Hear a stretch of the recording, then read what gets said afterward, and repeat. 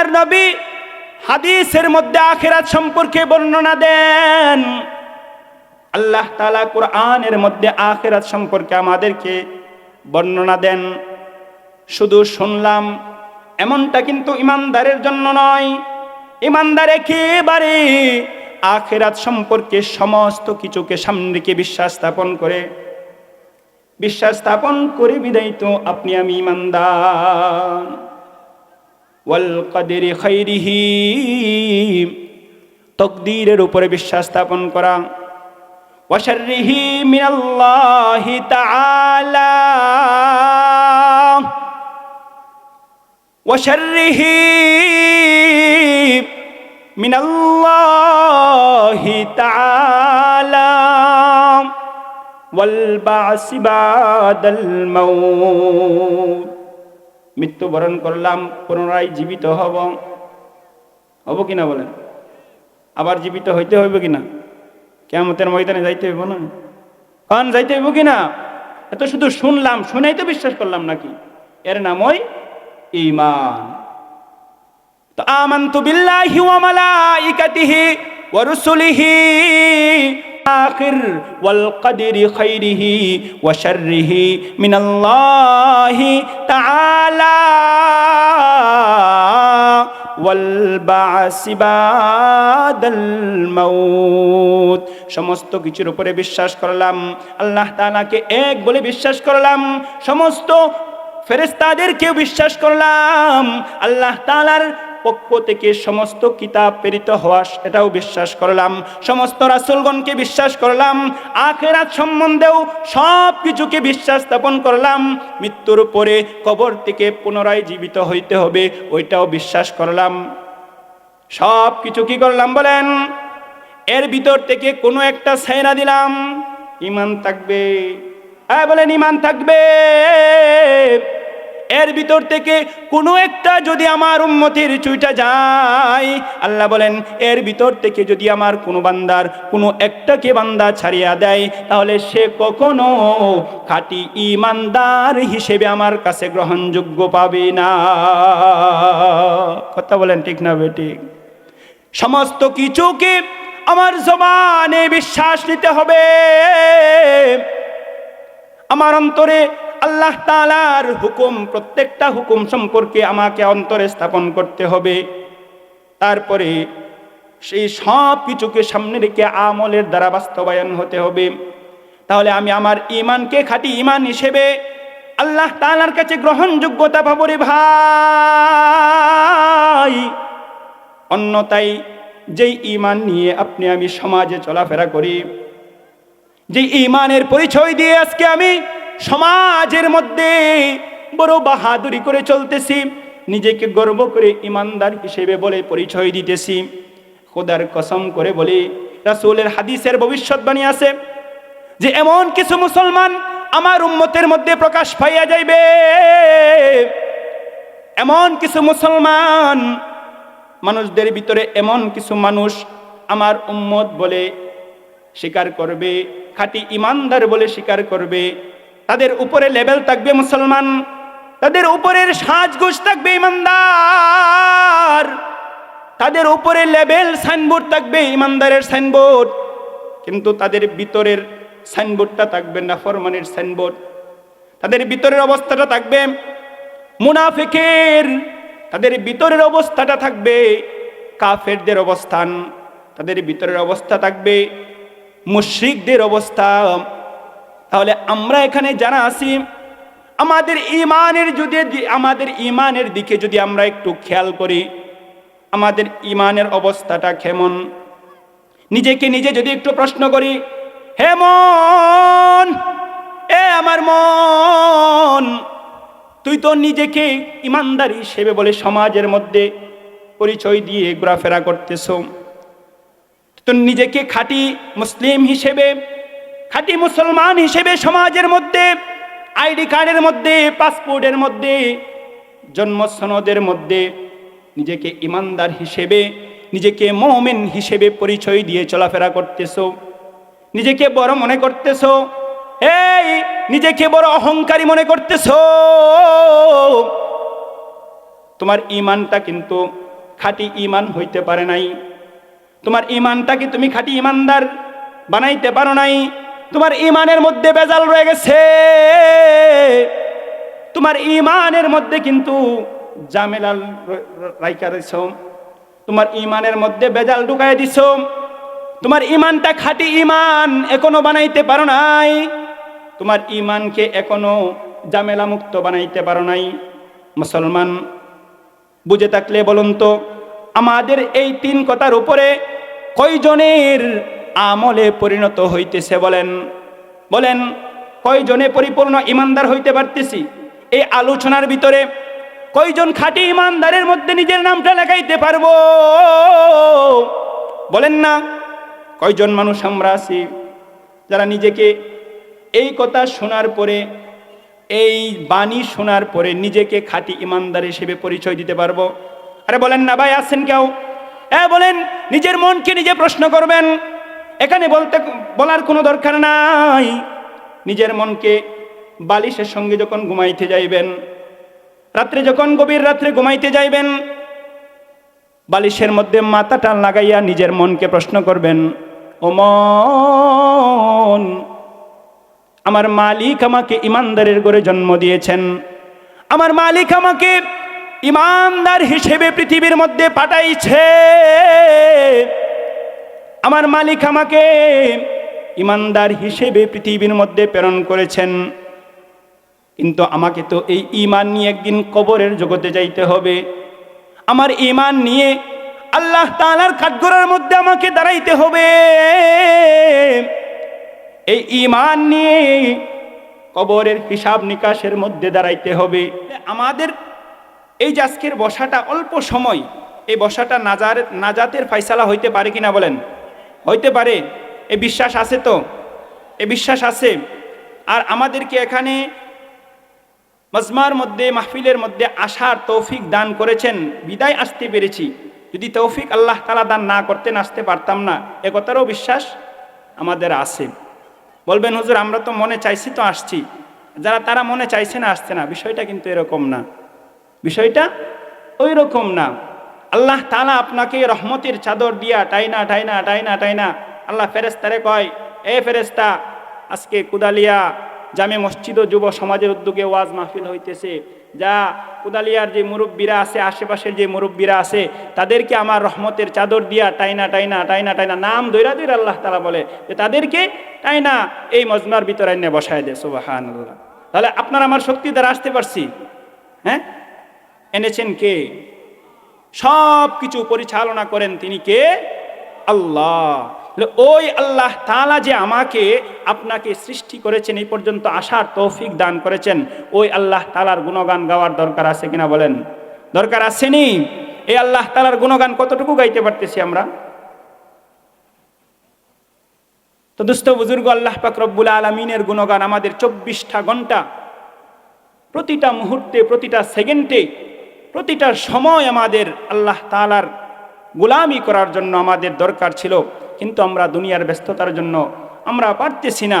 দুনিয়ার মহব্বত, দুনিয়ার ভালোবাসা, দুনিয়ার চাকচিক্য, দুনিয়ার মহব্বত প্রকাশ করতে গিয়ে আমি আমার আল্লাহর ইবাদতকে ভুলে গিয়ে আমি আমার আল্লাহর সাথে সম্পর্ক নষ্ট করে দিতেছি। ঠিক কিনা কথা বলেন? বিষয়টা এরকম না? এখানে যারা আসি, বাকি আশেপাশে যারা আছে, সবাই তো আল্লাহর সৃষ্টি, নাকি বলেন? তাহলে আল্লাহর সৃষ্টি যদি আমরা হয়ে থাকি, তাহলে আল্লাহ তাআলা তো আমাদেরকে একমাত্র, কেবলমাত্র, শুধুমাত্র এক কাজের জন্য সৃষ্টি করেছেন, সেটা হচ্ছে আল্লাহ তাআলার ইবাদত করা। কি বলেন? আল্লাহ তাআলার ইবাদত করা। তো আল্লাহ পাক রব্বুল আলামিন আমাদেরকে সৃষ্টি করার পরে আমাদেরকে মুসলমানের ঘরে জন্ম দিয়েছেন। মুসলমানের ঘরে জন্ম দেওয়ার পরে আমাদেরকে ঈমান নামক একটা মহামূল্যবান দৌলত দান করেছেন কিনা বলেন? আমরা সকলে এখানে ঈমানদার না? সকলেই নিজেকে ঈমানদার দাবি করি না? সকলেই তো ঈমানদার, নাকি? সন্দেহ আছে? কথা বলেন, সন্দেহ আছে? আর যদি সন্দেহ রাখি তাহলে ঈমান থাকবে? হ্যাঁ, আমরা তো সকলেই এখানে ঈমানদার। তাহলে ঈমানদার যে আমরা হইলাম, মুসলমান তো হইলাম, মুসলমান হওয়ার পরে ঈমানদারও হইলাম। তো এই ঈমানটা আমাদের কতটুকু দুনিয়ার মধ্যে কাজে আসবে, আর এই ঈমানটা কোন পর্যায় পর্যন্ত গেলে কতটুকু এই ঈমানের পার্সেন্টেজটা যদি আমি আমার গ্রহণযোগ্যের মধ্যে জড়াইতে পারি, তাহলে আমি জান্নাত পর্যন্ত যাইতে পারবো, এটাও তো জানার দরকার আছে কিনা বলেন। ঈমানদার তো হইলাম, কিন্তু ঈমানদার হইতে গেলে কতটা গুণ রাখার প্রয়োজন, কতটা কাজ আমার ঈমানদার দাবি করার পরে করার প্রয়োজন, এটার জানা দরকার আছে না? দরকার আসেনি বলেন? আপনাদের নাও থাকতে পারে, আমার আছে। আমার জন্য আমি বলবো, আপনারা ফাঁকি দিয়ে শুনে নিবেন, লাভকার আপনাদের না। বললাম আমি আমার জন্য, শুনবেন আপনারা, আপনাদের লস হবে? লস হবে বলেন? লস হওয়ার কথা না। তো ঈমান আল্লাহ পাক রব্বুল আলামিন আপনাকে আমাকে দান করেছেন। ওই ঈমানটাকে যদি আপনি আমি সংক্ষেপে, কথা অল্প, সময় কম, দাওয়াতে মেহমানগণ চলে আসবেন, সংক্ষেপে ঈমানের পরিচয়টা দিয়ে, ঈমান কোন ঈমানটা নিয়ে আল্লাহ তাআলার জান্নাত পর্যন্ত যাইতে পারবো, কোন ঈমান নিয়ে কবরের আযাব থেকে বাঁচতে পারবো, কোন ঈমান নিয়ে মৃত্যুর আযাব থেকে বাঁচতে পারবো, এই সম্পর্কে একেবারে সাজানো গুছানো অল্প আলোচনা হবে। শুনতে রাজি আছেন তো ইনশাআল্লাহ? শুনবেন? যদি না শুনেন তাইলে অল্প কথা বলে শেষ করে দিব। শুনবেন তো ইনশাআল্লাহ? ছোট মানুষ, আপনাদের মানুষ, হয়তো মনে মনে অনেক বলতেছেন, অনেকেই বলতেছেন যে এই না তো পরিচিত মানুষ, হই ওনার কথা কি শুনবো। কথা তো মজা লাগে, নতুন হইলে, সুর ভালো হইলে, কণ্ঠ ভালো হইলে, যে সে যদি মানে অন্যরকমও হয়, তারপরেও তার কথাগুলো ভালো লাগে। তাহলে আমি আপনাদের মানুষ, আপনাদেরকে সাথে নিয়ে আপন হিসেবে, আপন মনে করে আপনাদের কাছে ঈমান নিয়ে কিছু আলোচনা করব। সবাই শুনতে রাজি আছেন তো ইনশাআল্লাহ? সবাই দুই হাত তুলে বলেন ইনশাআল্লাহ। এই ঈমানটা আমরা যদি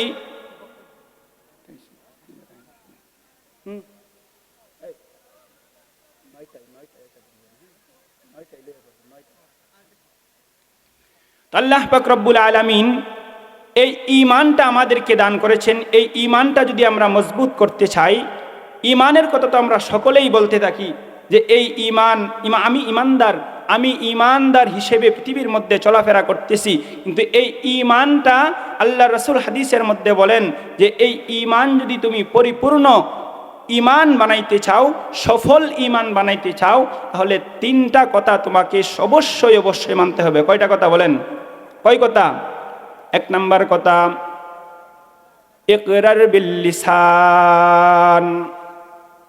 আল্লাহর নবী হাদিসের মধ্যে বলেন, হে আমার উম্মতেরা, তোমার ঈমানটাকে যদি তুমি পরিপূর্ণ মুখলেস ঈমান বানাইতে চাও, তাহলে অবশ্যই ইকরার বিল লিসান, আল্লাহ তাআলার সমস্ত সৃষ্টিকে এক বাক্যে বিনা সন্দেহে জবান দ্বারা তোমার বিশ্বাস করতে হবে। কি করতে হবে? জবান দ্বারা উচ্চারণ করতে হবে, জবানে বলতে হবে। কিসের বলতে হবে? এক নাম্বার, জবানে কি করতে হবে? বলতে হবে যে আল্লাহ তাআলা এক। আল্লাহ তাআলা কয়জন বলেন? আল্লাহ কয়জন? এটা জবানে বলতে হবে। অন্তরে বললাম, রাসূল বলেন তুমি যদি অন্তরে এটা প্রকাশ করতে চাও, এ উম্মত আমার, তুমি অন্তরের মধ্যে প্রকাশ করলাম, অন্তরে অন্তরে বললাম, তোমার দিলের মাধ্যমে তুমি বললাম, না না না, সর্বপ্রথম তুমি যদি তোমাকে ঈমানদার হিসেবে দাবি করতে চাও, এক নাম্বার কাজ হচ্ছে ইকরার বিল লিসান, তোমার জবান দ্বারা, তোমার জবানের মাধ্যমে সেটাকে উচ্চারণ করতে হবে।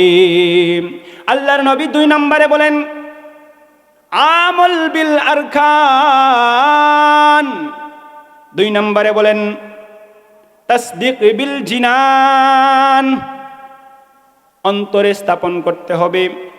এক নাম্বার কথা বলেছেন জবান দিয়ে উচ্চারণ করতে হবে, লা ইলাহা ইল্লাল্লাহ। এটা কি জবানে বললাম না অন্তরে বললাম? লা ইলাহা ইল্লাল্লাহ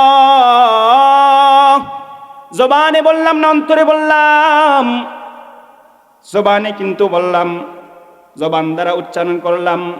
এই লা ইলাহা ইল্লাল্লাহ জবান দ্বারা উম্মত তুমি স্বীকার করবা।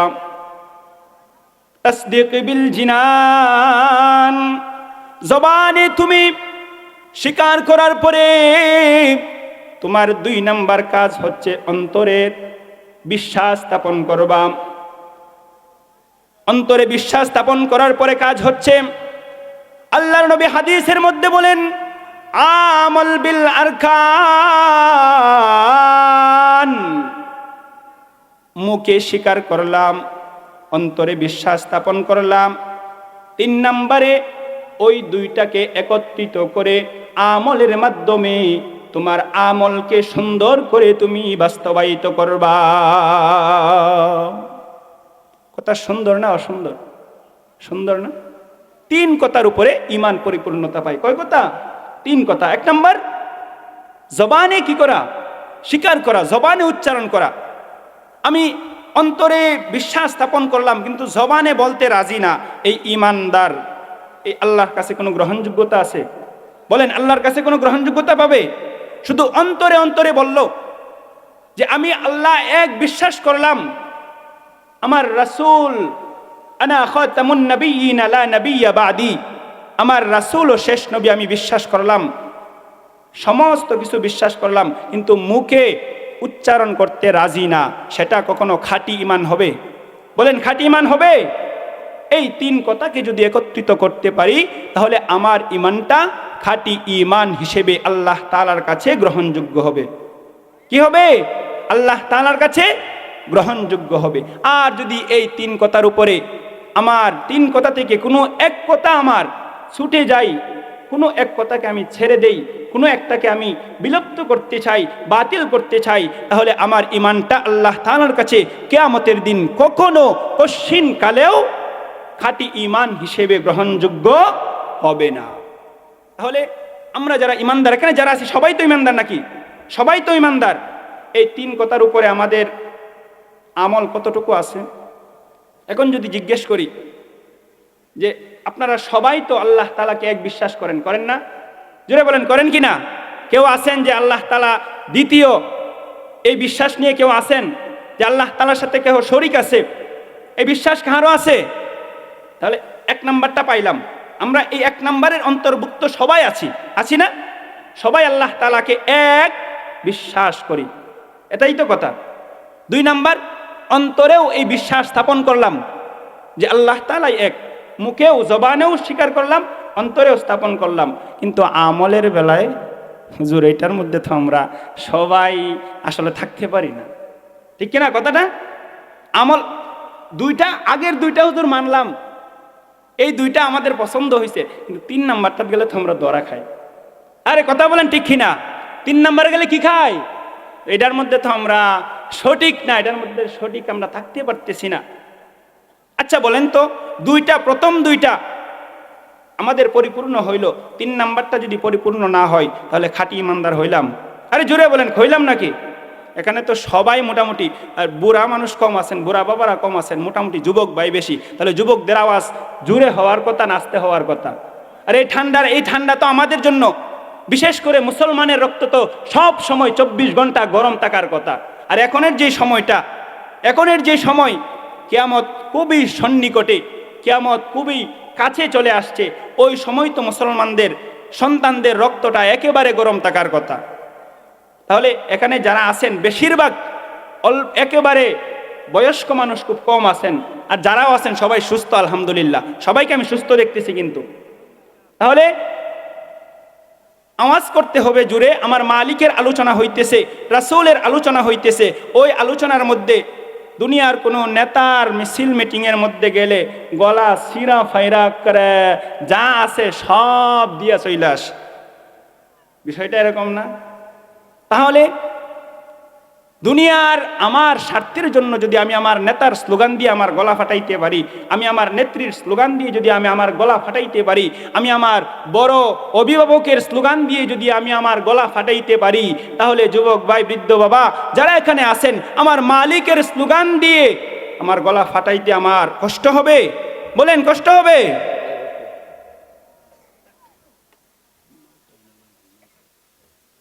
কষ্ট হবে বলেন, কষ্ট হবে। তাহলে আমার বাবারা ভাইরাম,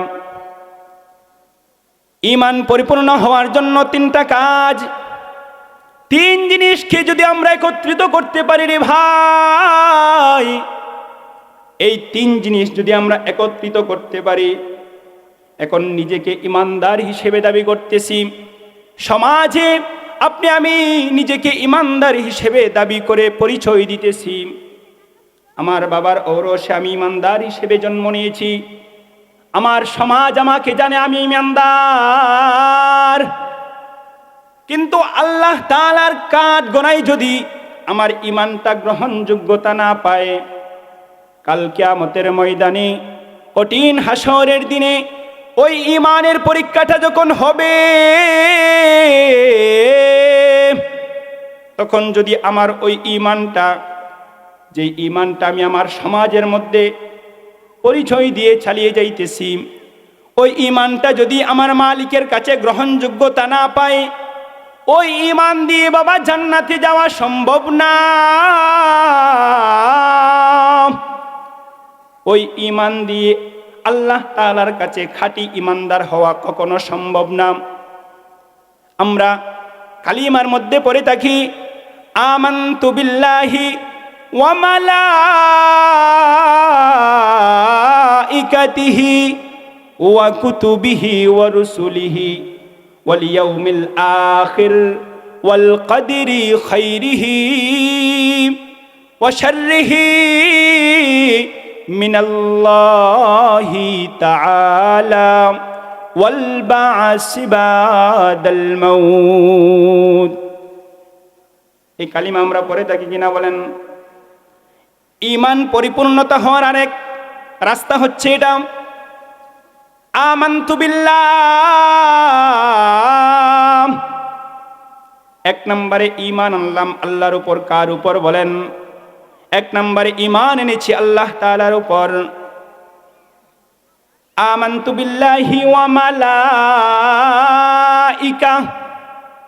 দুই নম্বরে ঈমান এনেছি আল্লাহ তাআলার ফেরেশতাদের উপর। কাদের উপরে বলেন? আল্লাহ তাআলার ফেরেশতাদের উপর আমাদের ঈমান আছে কিনা? আল্লাহ তাআলার ফেরেশতা আল্লাহ তাআলা সমস্ত জায়গায় সাজিয়ে রেখেছেন, এই কথার উপরে বিশ্বাস আসেনি? আছে, বিদায় তো আমরা ঈমানদার। যদি না থাকে তাহলে ঈমানের পরিচয় চলবে? চলবে বলেন? আমানতু বিল্লাহি ওয়া মালাইকাতিহি ওয়া কুতুবিহি। আল্লাহ তাআলার সৃষ্টি, আল্লাহ তাআলার পক্ষ থেকে আসমানি যত কিতাব জমিন পর্যন্ত এসে পৌঁছেছে, সমস্ত কিতাবের উপরে ঈমান এনেছি। সমস্ত কিতাবকে আল্লাহ তাআলার প্রেরিত কিতাব বলে বিশ্বাস করলাম। ওয়া কুতুবিহি ওয়া রুসুলিহি। সমস্ত পয়গম্বর আল্লাহ তাআলার পক্ষ থেকে প্রেরিত, ওইটাকেও বিশ্বাস করলাম। বিশ্বাস করলাম নি? সমস্ত পয়গম্বর আল্লাহ তাআলার পক্ষ থেকে সত্য বাণী নিয়ে মানুষের কাছে পৌঁছেছেন। মানুষের কাছে পৃথিবীর মধ্যে আল্লাহ তাআলার পক্ষ থেকে সমস্ত পয়গম্বরগণ, হযরতে আদম থেকে নিয়ে হযরতে আখির নবী মুহাম্মাদুর রাসূলুল্লাহ সাল্লাল্লাহু আলাইহি ওয়াসাল্লাম পর্যন্ত সমস্ত নবীগণ সত্যের দাওয়াত নিয়ে, সত্যের পথ দেখানোর জন্য, মানুষকে জান্নাতের দিকে নিয়ে যাওয়ার জন্য আল্লাহ তাআলার পক্ষ থেকে প্রেরিত হয়েছেন। বিশ্বাস করি কিনা? আরে ভাই, বিশ্বাস করি বিদায় তো আমরা ঈমানদার, না হলে ঈমানদার হতাম না। ওয়াল ইয়াউমিল আখির, ওয়াল ইয়াউমিল আখির, এই কথা বলে বিশ্বাস করলাম আখিরাত সম্পর্কে। কিসের সম্পর্কে? আখিরাত সম্পর্কে বিশ্বাস করলাম। আল্লাহর নবী হাদিসের মধ্যে আখিরাত সম্পর্কে বর্ণনা দেন। আল্লাহ তাআলা কোরআনের মধ্যে আখিরাত সম্পর্কে আমাদেরকে বর্ণনা দেন। শুধু শুনলাম এমনটা কিন্তু ঈমানদারের জন্য নয়। ঈমানদার একেবারে আখিরাত সম্পর্কে সমস্ত কিছুকে সামনে রেখে বিশ্বাস স্থাপন করে বিদায় তো আপনি আমি ঈমানদার। ওয়াল কদরি খাইরিহি, তকদীরের উপরে বিশ্বাস স্থাপন করা। ওয়া শাররিহি মিনাল্লাহি তাআলা, ওয়া শাররিহি মিনাল্লাহি তাআলা, ওয়াল বা'সি বাদাল মাউত। মৃত্যুবরণ করলাম, পুনরায় জীবিত হব কিনা বলেন? আবার জীবিত হইতে হইব কিনা? কিয়ামতের ময়দানে যাইতে হইব না? কারণ যাইতে হইব কিনা? এত শুধু শুনলাম, শুনেই তো বিশ্বাস করলাম নাকি? এর নামই ঈমান। তো আমানতু বিল্লাহি ওয়া মালাইকাতিহি ওয়া রুসুলিহি আখির ওয়াল কদরি খাইরিহি ওয়া শাররিহি মিনাল্লাহি তাআলা, ওয়াল বা'সি বাদাল মাউত।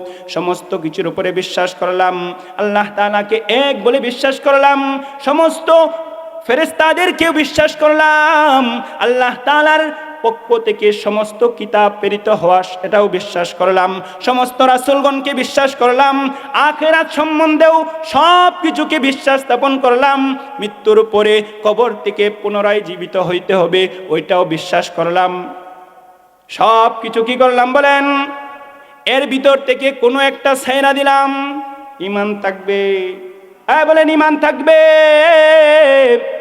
এর ভিতর থেকে কোনো একটা যদি আমার উম্মতের চুইটা যায়, আল্লাহ বলেন এর ভিতর থেকে যদি আমার কোনো বান্দার কোনো একটাকে বান্দা ছাড়িয়া দেয়, তাহলে সে কখনো খাঁটি ঈমানদার হিসেবে আমার কাছে গ্রহণযোগ্য পাবে না।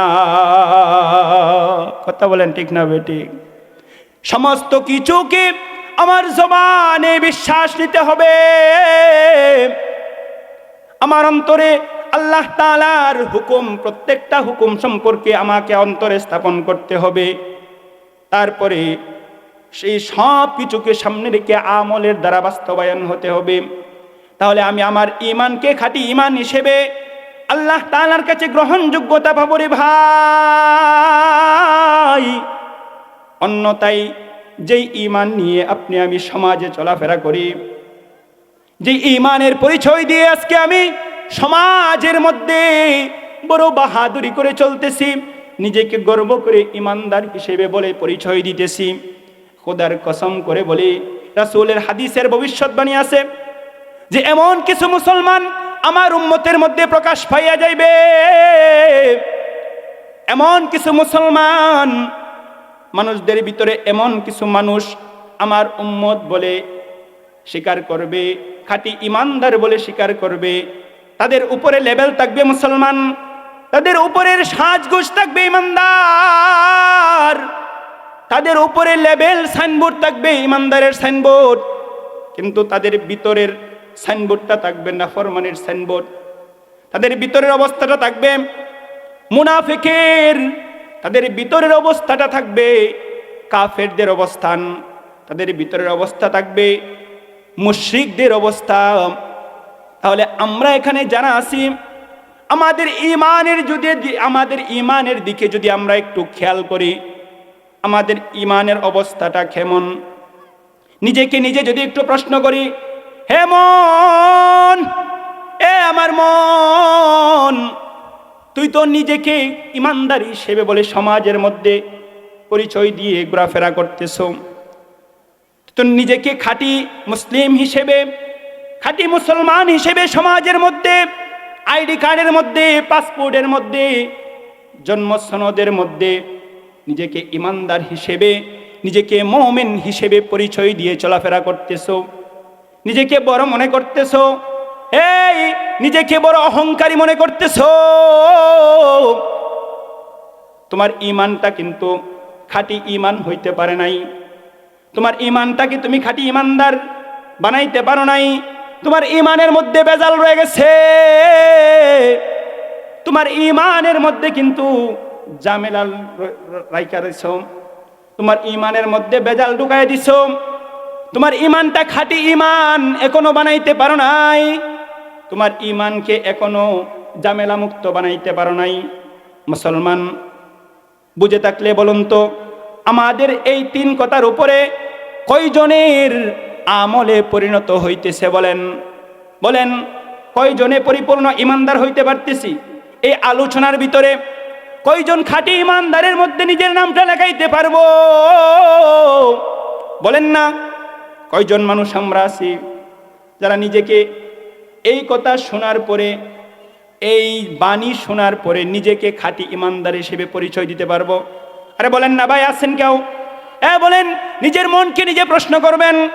এখানে বলার কোনো দরকার নাই। নিজের মনকে বালিশের সঙ্গে যখন ঘুমাইতে যাইবেন, রাত্রে যখন গভীর রাত্রে ঘুমাইতে যাইবেন, বালিশের মধ্যে মাথাটা লাগাইয়া নিজের মনকে প্রশ্ন করবেন, ও মন, আমার মালিক আমাকে ইমানদারের ঘরে জন্ম দিয়েছেন, আমার মালিক আমাকে ইমানদার হিসেবে পৃথিবীর মধ্যে পাঠাইছে, আমার মালিক আমাকে ইমানদার হিসেবে পৃথিবীর মধ্যে প্রেরণ করেছেন। কিন্তু আমাকে তো এই ঈমান নিয়ে একদিন কবরের জগতে যাইতে হবে। আমার ঈমান নিয়ে আল্লাহ তাআলার কাঠগড়ার মধ্যে আমাকে দাঁড়াইতে হবে। এই ঈমান নিয়ে কবরের হিসাব নিকাশের মধ্যে দাঁড়াইতে হবে। এই ঈমান নিয়ে ফুলসিরাতের পুল কিন্তু ভারী দিতে হবে। ও ভাই, ও মুরব্বী বাবা, পর্দার আড়ালের মা যারা আছেন, যাদের কান পর্যন্ত মাইকের আওয়াজ যাইতেছে, গভীর রাত্রে যখন ঘুমাইতে যাইবেন, নিজের মনকে যদি এই প্রশ্নটা করতে পারেন, হে মন, নিজেকে ইমানদার হিসেবে পরিচয় দিয়ে ঘুরতেছ, কেমন ঈমান তোমার সঙ্গে আছে? তোমার ঈমানটা কত % তোমার সঙ্গে আছে? তোমার ঈমানদারিত্বটা তোমার কাছে কতটুকু আছে? তুমি এই প্রশ্নটা যদি তোমার মনকে করো, তাহলে আমাকে এই বয়ান থেকে বলতে হবে না তো আপনার ভিতরে কতটুকু ঈমান আছে। নিজের মন নিজেকে সাক্ষী দিবে। নিজের গুনাহের দিকে যদি বান্দা তাকায়, আরে নিজের নাফরমানির দিকে যদি বান্দা তাকায়, 50 বছর হায়াতের জিন্দেগি পিছনে চইলা গেল, 40 বছর হায়াতের জিন্দেগি পিছনে চইলা গেল, 80 বছর হায়াত কাটাইয়া দিলাম, 90 বছর হায়াত শেষ হয়ে গেল, খাঁটি ইমানদার হইতে পারলাম কিনা? ওই পিছনের ইতিহাসের দিকে, অতীতের দিকে যদি আপনি আমি একটু খেয়াল করি, তাহলে 100% থেকে 99% মুসলমান নিজেকে বুক ফুলিয়ে আমার মনে হয় তারা বলতে পারবে না তাদের ভিতরে এখনো 80-90% ঈমান আছে। এই কথা বলতে পারবেন? আরে বলতে পারবেন? এই কথা আপনি আমি কখনো নিজের মনকে যদি প্রশ্ন করি তাহলে বলা সম্ভব না। আরে নিজের গুনাহের দিকে তাকাইলে, হায়াতের জিন্দেগির 50 বছরের দিকে যদি আমি অতীতের দিকে তাকাই, নেক কয়টা করলাম? গুনাহ ছাড়া কিচ্ছু নাই। গুনাহবিহীন নাফরমানিবিহীন আমার হায়াতের জিন্দেগিতে আর কিছু নাই। পিছনের দিকে যদি তাকাইলেই দেখি শুধু গুনাহ আর গুনাহ। সকালটা শুরু হয় গুনাহের মাধ্যমে, দুপুর চলে যায় গুনাহের মাধ্যমে, আরে সন্ধ্যাটাও চলে যায় গুনাহের মধ্য দিয়ে। রাত্রে তো কোনো কথাই নাই, রাতটা তো কোনো কথাই নাই, রাতও কিন্তু আমাদের গুনাহের মধ্যে চলে যাইতেছে। রাত্র 2টা 3টা, রাত্র 12টা 11টা বাইজে যায়, বান্দা গুনাহের মধ্যে লিপ্ত থাকে। অথচ সমাজের মধ্যে সে ইমানদার, সমাজের মধ্যে সে ইমানদারের পরিচয় দিয়ে চলতেছে। এই ঈমান আল্লাহ তাআলার কাছে গ্রহণযোগ্য হওয়ার না। এই ঈমান আল্লাহ তাআলার কাছে কিয়ামতের ময়দানে আল্লাহ তাআলার কাছে গ্রহণযোগ্য হবে না।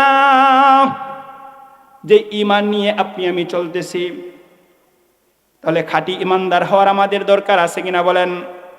বলেন, খাঁটি ঈমানদার হওয়ার দরকার আছে কিনা? আমরা সকলেই জান্নাতে যাইতে চাই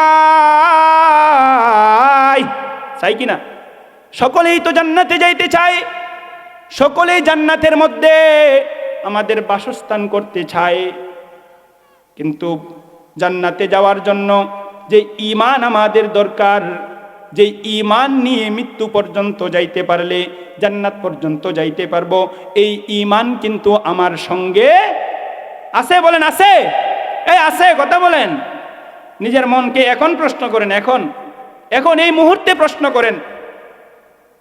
মন অটোমেটিক একেবারে আপনাকে মন পরিষ্কার বুঝাই দিবে যে তোর সাথে যে ঈমান আছে, এই ঈমান নিয়ে জান্নাতে তুই কখনো যাইতে পারবি না যদি আল্লাহ তাআলার দয়া না থাকে।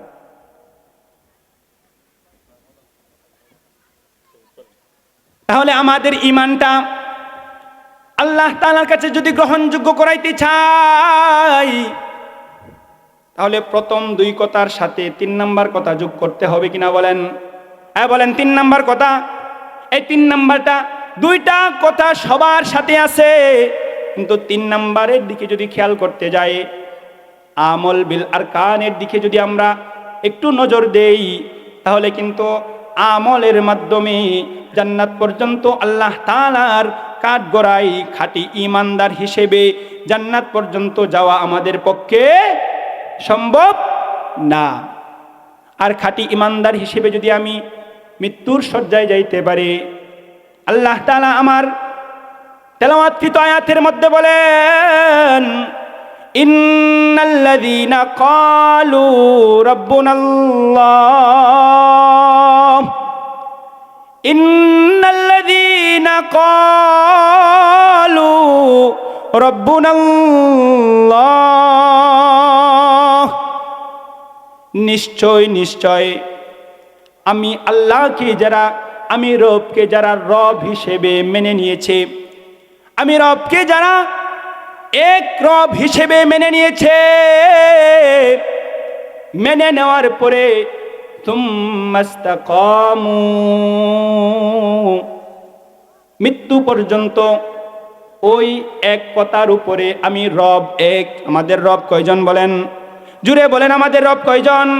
আমাদের রব একজন, আল্লাহ। ঠিক নেই, আমাদের দ্বিতীয় কোনো পালনেওয়ালা আছে? আমাদের দ্বিতীয় কোনো পালনকর্তা আছে? আমাদের রিজিক দেনেওয়ালা দ্বিতীয় আর কয়জন আছে? আমাদের রিজিক দেনেওয়ালা কয়জন? তিনি কে? জুড়ে বলেন কে? তিনি হলেন আল্লাহ। আল্লাহ বলেন, বান্দা, ইন্নাল্লাযীনা ক্বালু রাব্বুনাল্লাহ,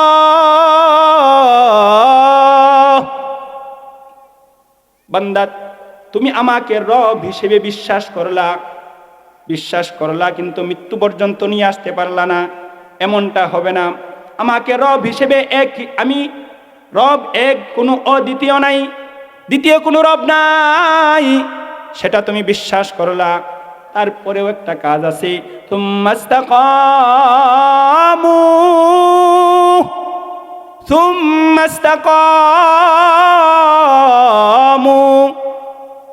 ওই একত্ববাদের শিকারটা তোমাকে মৃত্যু পর্যন্ত নিয়ে আমার কাছে আসতে হবে।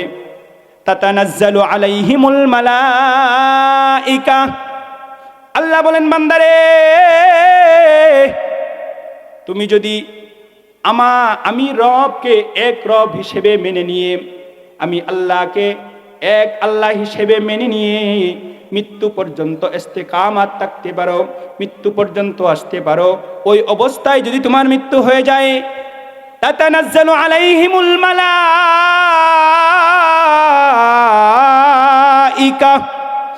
তোমার মৃত্যুর সময় আমি আমার রহমতের ফেরেশতা তোমার কাছে পাঠাইয়া দিব। ইমানদারের মৃত্যুর অবস্থা আল্লাহ তাআলা আলোচনা করতেছেন। ইমানদার, খাঁটি ইমানদার যদি মৃত্যু পর্যন্ত ইমান নিয়ে যাইতে পারে, তাহলে ইমানদারের মৃত্যুটা কেমন হবে ওই আলোচনা আল্লাহ তাআলা করতেছেন। তাতানাজ্জালু আলাইহিমুল মালাইকা।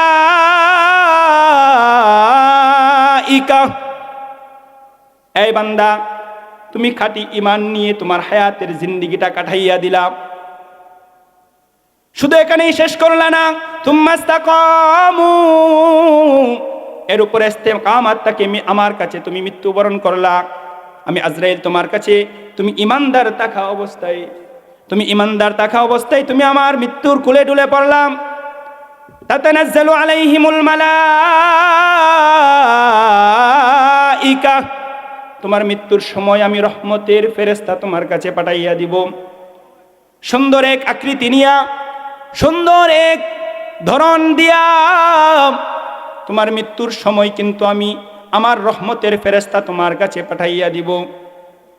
আমার রহমতের ফেরেশতা তোমাকে গিয়ে আসসালাম আসসালাম, তোমাকে সালাম প্রদান করবে, তোমার সাথে মুসাফাহা করবে, তোমার কাছে মুলাকাত করবে।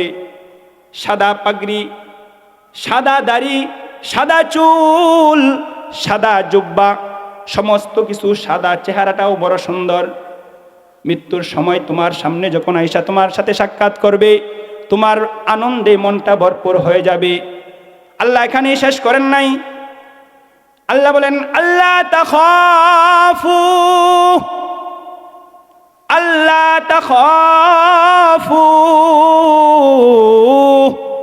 ইমানদার তুমি মৃত্যুর পরে তোমার কোনো ভয় নাই। আল্লাহ বলে বান্দা তোমার কোনো ভয় নাই, তোমার জিম্মাদারি আমি আল্লাহ গ্রহণ করে নিলাম। সুবহানাল্লাহ বলেন। এ খাঁটি ইমানদার যদি ইমানদারিত্ব খাঁটি নিয়ে আল্লাহ তাআলার কাঠগড়ায় যাইতে পারে, আল্লাহ বলেন আল্লাহ তাখাফু, তোমার কোনো ভয় নাই, তোমার কোনো টেনশন নাই, তোমার কোনো চিন্তা নাই। ওয়ালা তাহজানু ওয়া আবশিরু বিল জান্নাহ, তোমার কোনো টেনশন নাই। কবরের জগতের মধ্যে যাইবা, আমি আল্লাহ তোমার সাথী হয়ে যাব। সুবহানাল্লাহ বলেন। আল্লাহু আকবার। খাঁটি ঈমান নিয়ে কবরের মধ্যে যাব। আল্লাহ বলেন বান্দা তুমি একা না, 3.5 হাত গড়, বড় ভয়ঙ্কর গড় কিন্তু বাবা। 3.5 হাত মাটির ভিতরে আপনাকে আমাকে একা রেখে আসবে, সবাই যার যার কাজের মধ্যে ব্যস্ত হয়ে যাবে, সবাই যার যার ব্যক্তিগত কাজে চলে যাবে। ওই সময় আমাদের সাথী হবেন আল্লাহ। কে বলেন? আল্লাহ। কিয়ামতের ময়দানে সবাই সবাইকে ছেড়ে চলে যাবে। বাবা সন্তানকে ছেড়ে চলে যাবে, মা সন্তানকে ছেড়ে চলে যাবে। ওই মুহূর্তে যদি খাঁটি ইমানদার হিসেবে আল্লাহ তাআলার কাছে গ্রহণযোগ্যতা পাই, তাহলে আল্লাহ বলেন ওই কঠিন মুহূর্তেও বান্দা আমি তোমার সাথে তোমার সঙ্গী হয়ে যাব। ফুলসিরাতের মধ্যে বান্দা যাবে, সেখানে আল্লাহ তার সাথী হয়ে যাবে। বান্দা কিয়ামতের ময়দানে যাবে, সেখানে আল্লাহ সাথী হয়ে যাবে। সমস্ত কিছুর মধ্যে আল্লাহ তাআলা মৃত্যুর পর থেকে জান্নাতে যাওয়ার আগ পর্যন্ত আল্লাহ বান্দার সঙ্গী হয়ে, আল্লাহ বলেন আল্লাহ তাখাফু ওয়ালা তাহজানু ওয়া আবশিরু বিল জান্নাহ, বান্দা তোকে জান্নাতে দেওয়ার আগ পর্যন্ত, তুই জান্নাতে যাওয়ার আগ পর্যন্ত বান্দা আমি তোর সঙ্গী হয়ে থাকব, তোকে একা ছেড়ে কখনো যাব না। শর্ত হলো বান্দা তুই খাঁটি ঈমান নিয়ে আমার কাছে আসতে হবে। কথা ঠিক না বেঠিক বলেন?